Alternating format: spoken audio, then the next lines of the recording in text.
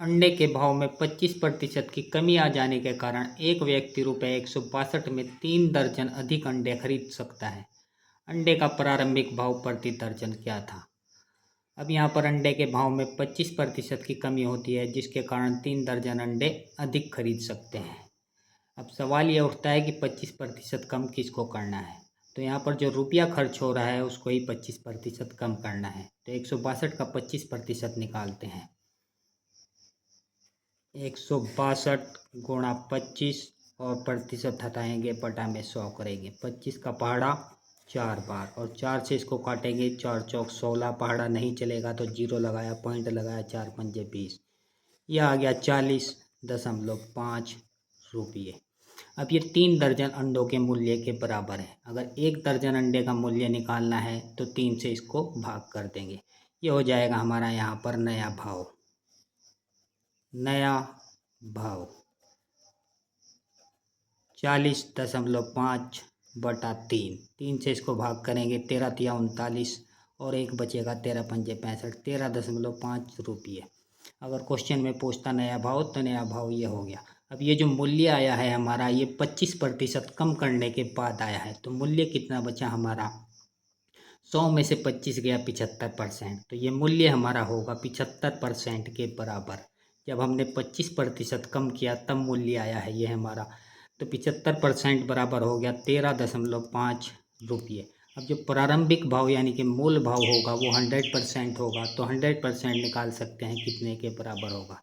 100% बराबर हो जाएगा, जो दिया है हमको ये बटा में जाएगा और ये निकालना है ये गुणा में जाएगा। तो 13.5 बटा 75 गुणा 100। प्रतिशत लगाएंगे तो प्रतिशत से प्रतिशत कट जाएगा। 25 का पहाड़ा 3 बार, 25 का पहाड़ा 4 बार और 3 से इसको काटेंगे, 3 चौक 12, पॉइंट आया, 3 पंजे 15। 4.5 की 4 में गुणा करेंगे तो आएगा 18 रुपये प्रति दर्जन।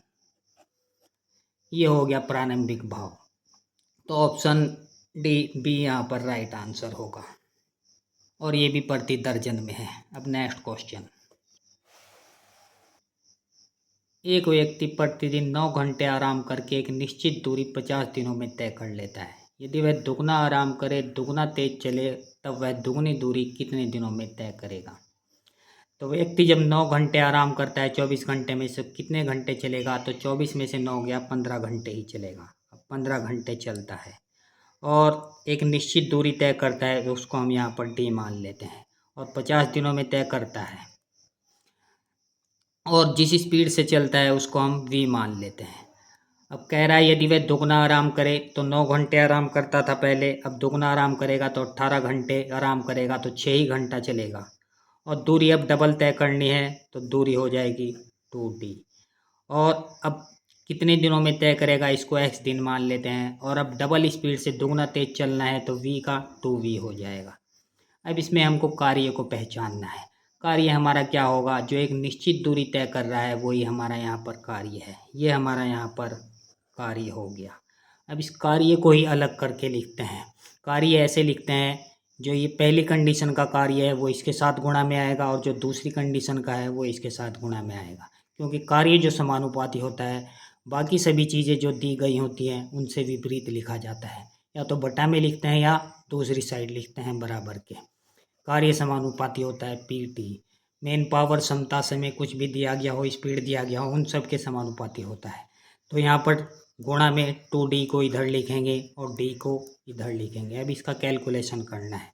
तो v से v कट जाएगा, d से d कट जाएगा, 2 से 2 कट जाएगा और 2 से इसको काटेंगे 3 बार, 2 से इसको काटेंगे 25 बार और 3 से इसको काटेंगे 5 बार। और 25 पंजे 125, x बराबर आ जाएगा 125 दिन। तो 125 दिन ऑप्शन सी यहाँ पर राइट आंसर होगा।